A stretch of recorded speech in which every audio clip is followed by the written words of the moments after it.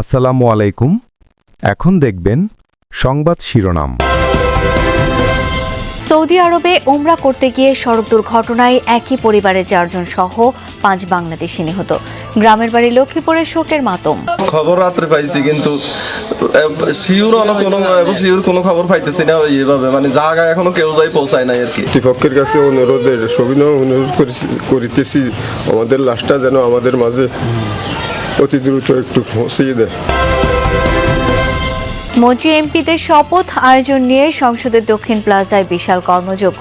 প্রস্তুতি প্রায় শেষ। নবীন প্রবীণদের সমন্বয়ে হবে মন্ত্রিসভা, জানালেন হাফিজুদ্দিন। জনগণের মধ্যে জনপ্রিয়তা আছে এবং স্বাধীনতার সার্বভৌমত্ব অক্ষুণ্ণ রাখার ক্ষেত্রে যারা কখনোই কোনো আপোষ করে না, এই ধরনের ব্যক্তিরা মন্ত্রিসভায় থাকবেন বলে আমি আশা করছি। বরিশাল বিভাগে বড় জয়ে উৎফুল্ল বিএনপির নেতাকর্মীরা। সাতক্ষীরায় সব আসনে পরাজয়ের কারণ খতিয়ে দেখছে দল। সৌদি আরবে ওমরা শেষে ফেরার পথে জেদ্দায় সড়ক দুর্ঘটনায় একই পরিবারের 4 জন সহ 5 বাংলাদেশি নিহত হয়েছেন। নিহতদের সবার বাড়ি লক্ষ্মীপুরে। মর্মান্তিক এই সড়ক দুর্ঘটনার খবর পাওয়ার পর থেকেই গ্রামের বাড়িতে শোকের মাতম। এলাকা জুড়েই শোকের ছায়া। মরদেহ দেশে ফিরে আনতে সরকারের সহযোগিতার দিকে তাকিয়ে স্বজনরা। একই সাথে না ফেরার দেশে পরিবারের 4 সদস্য। স্বজনদের কান্নায় ভারী হয়ে উঠেছে চারপাশ।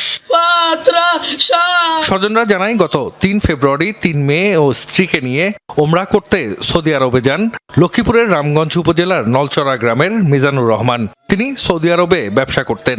ওমরা হজ শেষে বাসায় ফেরার পথে বাংলাদেশ সময় গতরাত 3টার দিকে জেদ্দায় সড়ক দুর্ঘটনায় মারা যান মিজান, তার স্ত্রী ফারজানা আক্তার, স্কুল পড়ুয়া মেয়ে মেহের আফরোজ ও 1.5 বছর বয়সী সন্তান সুভা আক্তার। গুরুতর আহত আরেক মেয়ে ফাইজা আক্তার হাসপাতালে ভর্তি। দুর্ঘটনায় প্রাণ হারান গাড়ি চালক জিলানি বাবরও। তারও বাড়ি লক্ষ্মীপুরের রামগঞ্জে। কালকে রাত্রে রেস্টুরেন্টে খাইছে, খাওয়া দাওয়া করে এরা রওনা হয়ে মাঝপথে আসিয়ে গাড়ি অ্যাক্সিডেন্ট করছে আর কি, রাত্রে 3টার দিকে। সবাই মারা গেছে। আমরা প্রথমে খবর পাইছি, এখন আমরা খবর পাইছি মিজান ভাইয়ের 3 মেয়ের মধ্যে মেজো মেয়েটা জীবিত আছে। মরদেহ দ্রুত দেশে ফিরিয়ে আনতে সরকারের সহযোগিতা চান পরিবারের সদস্যরা। কর্তৃপক্ষের কাছে অনুরোধের সবিনয় অনুরোধ করিতেছি, আমাদের লাশটা যেন আমাদের মাঝে অতি দ্রুত একটু পৌঁছিয়ে দেয়। মর্মান্তিক এই সড়ক দুর্ঘটনার খবরে এলাকা জুড়েই শোকের ছায়া।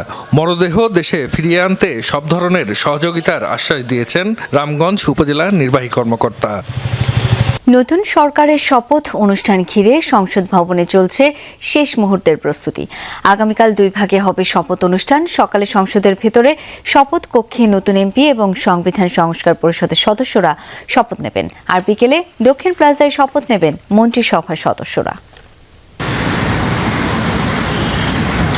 1.5 বছর পর প্রাণ ফিরছে সংসদ ভবন এলাকায়। চলছে শপথ অনুষ্ঠানের মহড়া। সোমবার সকাল থেকে নানা কর্মযজ্ঞ সেখানে। সংসদের ভেতরে সকাল 10টায় অনুষ্ঠিত হবে নতুন এমপিদের শপথ অনুষ্ঠান। চলবে কয়েকটি ধাপে। বিভিন্ন দল ও স্বতন্ত্র এমপিদের শপথ আলাদাভাবে। এরপর শপথ বইয়ে স্বাক্ষর করবেন তারা। সেখানে থাকবে না কোনো অতিথি। দক্ষিণ প্লাজায় উন্মুক্ত স্থানে বানানো হচ্ছে শপথ অনুষ্ঠানের প্যান্ডেল। বসবেন 3,500 অতিথি। বিকেলে মন্ত্রিসভার শপথ অনুষ্ঠান এখানে। নতুন সরকারের মন্ত্রিসভার শপথ সাধারণত বঙ্গভবনে হলেও এবারটা হচ্ছে সংসদে।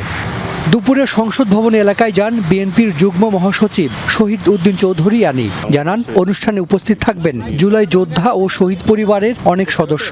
জনগণের সরকার, জনগণের সামনেই উন্মুক্ত পরিবেশে শপথ অনুষ্ঠান হবে, এটা তো হতেই পারে। 13টি দেশ ইতিমধ্যে তাদের প্রতিনিধি আসবেন। কোনো দেশের প্রধানমন্ত্রী আসবেন, কোনো দেশের পররাষ্ট্রমন্ত্রী আসবেন, স্পিকার মহোদয়রা আসবেন এবং অন্যান্য যারা আছেন ডেলিগেট হিসাবে তারা অংশগ্রহণ করবেন। এদিকে নতুন এমপিদের থাকার জন্য সংস্কার করা হয়েছে ন্যাম ভবন। 1.5 বছর একেবারে ভুতুড়ে অবস্থায় ছিল এই এলাকা। নবীন প্রবীণের সমন্বয়ে গঠিত হবে মন্ত্রিসভা। ক্লিন ইমেজ এবং ফ্যাসিস্ট সরকারের সময় দীর্ঘদিন আন্দোলনকারীরাই মন্ত্রিসভায় স্থান পাবেন বলে জানিয়েছেন বিএনপির স্থায়ী কমিটির সদস্য হাফিজ উদ্দিন আহমদ। দুপুরে রাওয়া ক্লাবে মুক্তিযুদ্ধের সর্বাধিনায়ক আতাউল গনি ওসমানীর 42তম মৃত্যুবার্ষিকী উপলক্ষে আয়োজিত আলোচনা সভায় সাংবাদিকদের প্রশ্নের জবাবে একথা বলেন তিনি। বলেন, 12ই ফেব্রুয়ারি দেশের ইতিহাসে সবচেয়ে সুষ্ঠু নির্বাচন উপহার দিয়েছে এদেশের জনগণ। দেশকে বিপথে নেয়ার চেষ্টা করলে ঐক্যবদ্ধভাবে তা প্রতিহত করার ঘোষণা দেন অবসরপ্রাপ্ত মেজর হাফিজ। সুষ্ঠুভাবে নির্বাচন শেষ করতে সহায়তা করায় তিনি সামরিক বাহিনীর প্রতি কৃতজ্ঞতাও জানান। বলেন, ডাক্তার শফিকুর রহমান ও নাহিদ ইসলামের বাসায় গিয়ে তারেক রহমানের সাক্ষাৎ রাজনৈতিক অঙ্গনে সুবাতাস নিয়ে এসেছে। বিরোধী দল হিসেবে তারা শক্ত ভূমিকা পালন করবে প্রত্যাশা অবসরপ্রাপ্ত মেজর হাফিজের।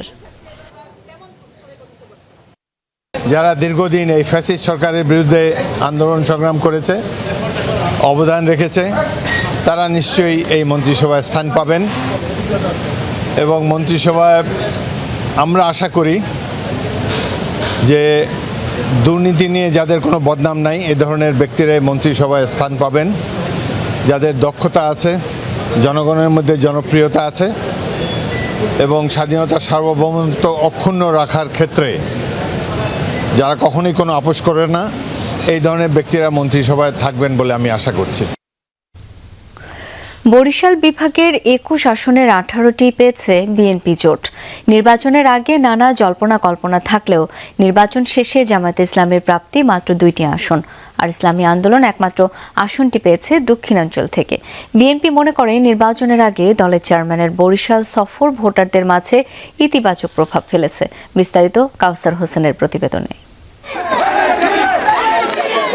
বিএনপির দুর্গ হিসেবে পরিচিত বরিশাল 1978-এ বিএনপি প্রতিষ্ঠার পরের বছর 79 নির্বাচনে দক্ষিণ অঞ্চল থেকে 11টি আসন পায় দলটি। 2001 সালে বেড়ে দাঁড়ায় 17তে।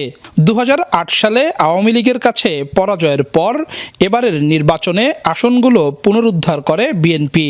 দক্ষিণ অঞ্চলের 21 আসনের মধ্যে 16টি পেয়েছে এককভাবে। জোটবদ্ধভাবে প্রাপ্ত আসন সংখ্যা 18। মানুষের যে বিশ্বাস, এটার প্রতি আমরা রেসপেক্টটা রাখতে পারি এবং সম্মানটা করতে পারি। এটা একটা দায়িত্ব, এটা একটা বড় আমানত। মানুষের প্রত্যাশা অনুযায়ী যদি তাদের নাগরিক অধিকার প্রয়োগ করতে পারে, তাহলে মানুষ যে ধানেশীরকে বেছে নেয় এই নির্বাচনের মাধ্যমে সেটাই প্রমাণ হয়েছে। 21 আসনের মধ্যে 2টিতে জয় পেয়েছে 11 দলীয় জোট প্রার্থীরা।